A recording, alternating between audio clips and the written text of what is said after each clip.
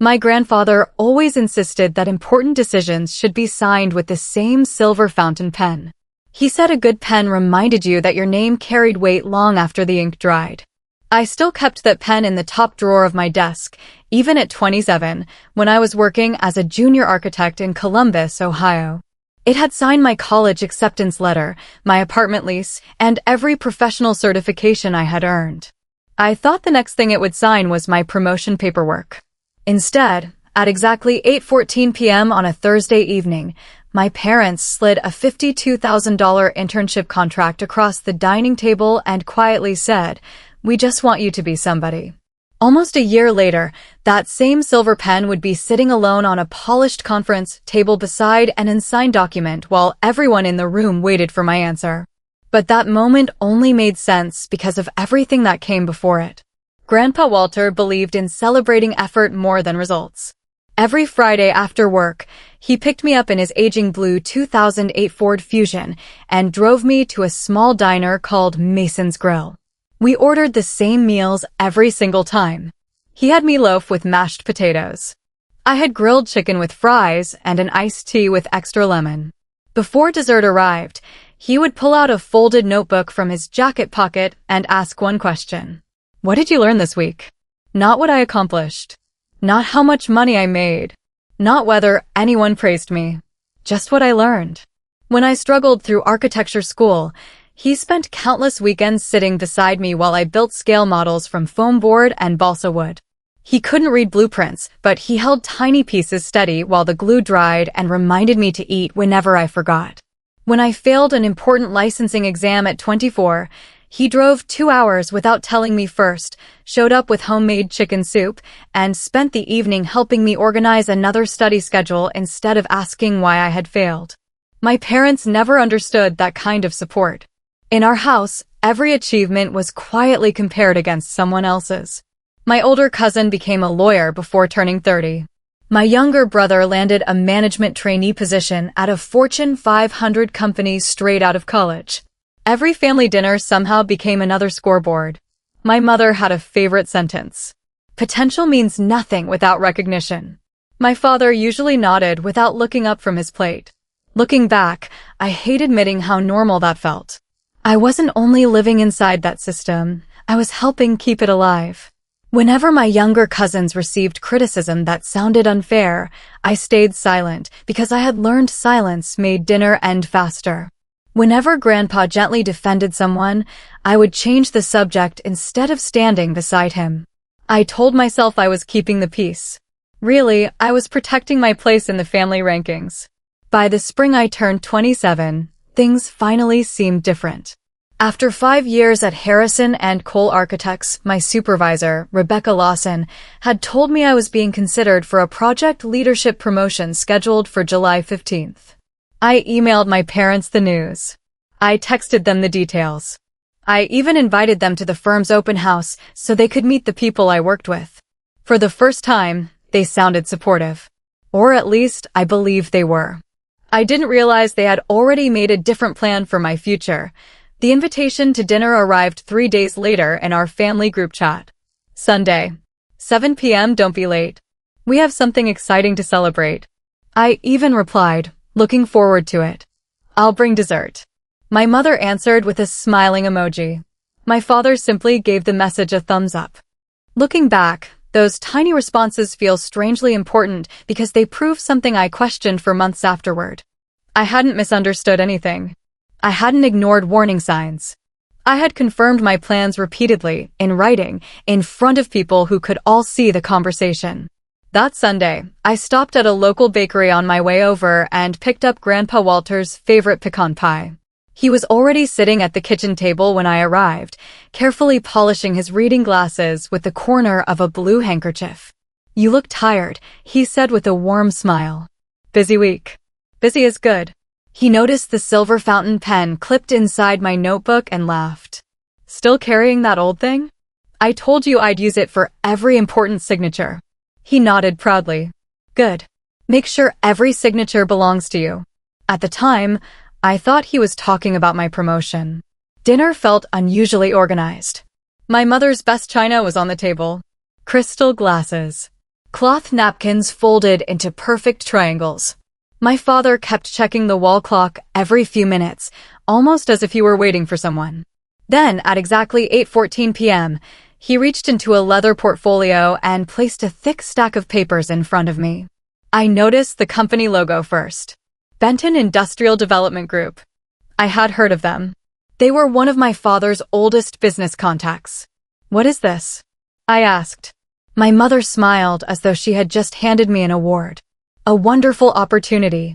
I flipped through the first few pages. Summer Executive Internship Program. Annual compensation, $52,000. Housing allowance. Corporate mentorship. Mandatory relocation beginning August 1st. I frowned. "This has to be a mistake." "It isn't," my father replied calmly. "We've already spoken with Mr. Benton," my mother added. "He agreed to hold the position for you." I looked up so quickly my chair scraped against the hardwood floor. "I already have a full-time job. This is better. I'm not looking for another job." My mother folded her hands together and leaned slightly forward. "We're only thinking about your future." The sentence landed with an uncomfortable familiarity. I stared at the contract again. There, near the final page, was a yellow sticky note. "Sign tonight." Next to it sat Grandpa Walter's silver fountain pen. For a second, nobody spoke. The room became so quiet I could hear the refrigerator humming from the kitchen. Across from me, Grandpa slowly reached for the pecan pie I had brought, carefully removed the bakery string around the box, and placed it neatly on the counter instead of serving it. He didn't interrupt. He didn't argue. He simply looked at the unsigned contract, then at me. That small movement said more than anyone else's words ever could. And for the first time in my life, I realized this dinner had never been a celebration. It was an ambush. Nobody reached for the food. The roast chicken my mother had spent all afternoon preparing cooled untouched in the center of the table while the internship contract sat directly in front of me. The contrast felt almost absurd. One meal had been made to bring a family together. The other had been prepared to decide my future without me. At 9:07 p.m., my phone vibrated against the table. A new text message appeared. From Richard Benton. "Congratulations, Emma. Your parents accepted the offer on your behalf this afternoon. Human Resources will email relocation details tomorrow morning. Looking forward to working with you." For several seconds, I simply stared at the screen. Then I looked at my parents. "You already accepted?" Neither of them looked embarrassed. My father answered first. "We saved you from making a mistake. I never agreed to this. You would have eventually." My mother gave the same calm smile she always used whenever she believed a discussion was already over. "We're only thinking about your future." The words didn't sound caring anymore. They sounded like permission. Permission to ignore me. Permission to decide for me. Permission to rewrite my life because they believed they knew better. Across the room, Grandpa Walter quietly picked up the framed copy of my architecture license that he had planned to hang in his hallway that evening. He had spent the previous week buying the walnut frame because he wanted it to match the photographs of my late grandmother. Instead of hanging it, he carefully slipped the certificate back into its protective envelope. He never said a single angry word. That somehow hurt more. As everyone else continued talking, my mind drifted through years of memories that suddenly fit together like pieces of a puzzle I had been refusing to solve. The scholarship I won during my second year of college that became a conversation about my cousin's law school acceptance. The promotion I celebrated at 25 that my father dismissed by asking whether the company was important enough. Every birthday dinner where my younger brother's accomplishments somehow became the main topic before dessert arrived. Every quiet apology I accepted because challenging them felt disrespectful. I had spent years telling myself they simply had high expectations. No, they had conditions. And I had spent years helping those conditions survive.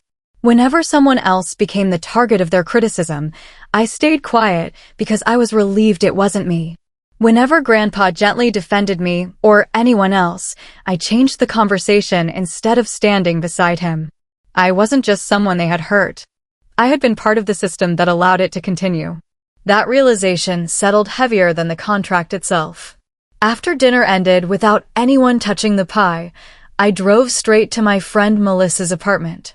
She listened patiently before saying, "Maybe they're just trying to open a bigger door for you. Don't make it into family drama."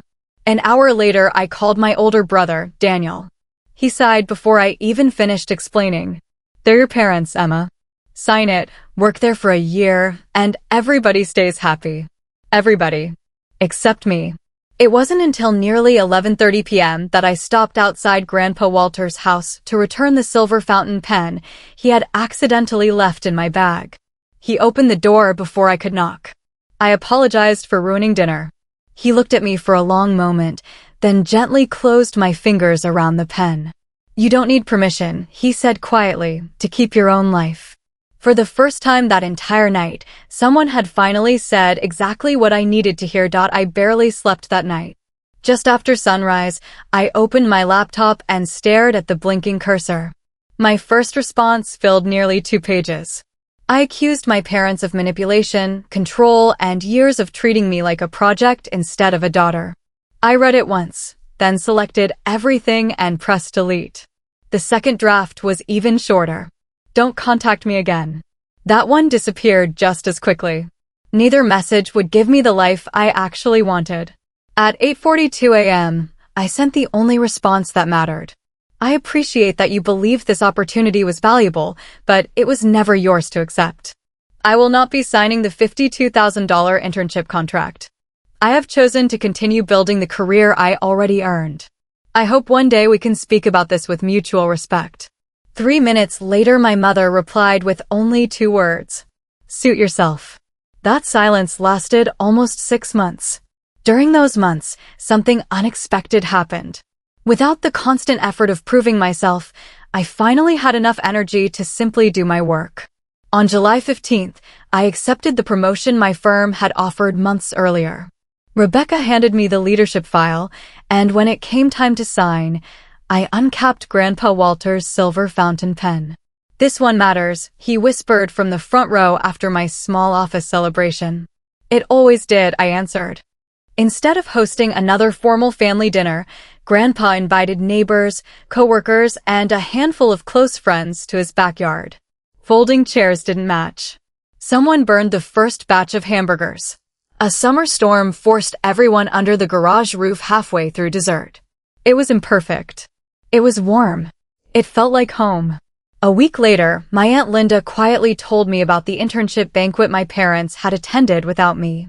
"The ballroom looked beautiful," she admitted. "But there were more empty tables than guests." She paused before adding something I had never considered. "Your parents grew up believing status was the only thing nobody could take away from them. They confused security with success. It explained them. It didn't excuse them." One October afternoon, my parents arrived at my apartment without calling. I finished the meeting I was already having before opening the door nearly 20 minutes later. For the first time, they waited. The old guilt didn't work. Neither did reminding me how much they had sacrificed. Finally, my mother asked a question I had never heard before. "Do you think we lost you forever?" I answered honestly, "I don't know." Then I gave them one condition. "If you want a relationship with me again, start with Grandpa. He's the one you dismissed when he believed in me. Make that right first." They drove to his house the next morning. What was said between them remains one of the most private moments our family has ever shared. Grandpa later told me only that everyone cried, everyone listened, and for once nobody tried to win. A year has passed since that dinner. Now, on the first Sunday of every month, we gather around Grandpa Walter's kitchen table with no speeches, no comparisons, and no scorecards. Before anyone signs a birthday card or celebrates a milestone, the silver fountain pen is passed around the table. Everyone waits their turn. Even my mother. She no longer reaches for it first. Last month, I used that same pen to sign the lease for my own architectural studio while Grandpa smiled beside me. My parents were there too, not leading the moment, not controlling it, simply sharing it. The contract they wanted me to sign would have paid $52,000. The career I chose gave me something they never could. The freedom to sign my own name. Because becoming somebody was never about accepting the life other people prepared for me. It was about having the courage to write my own story with my own hand.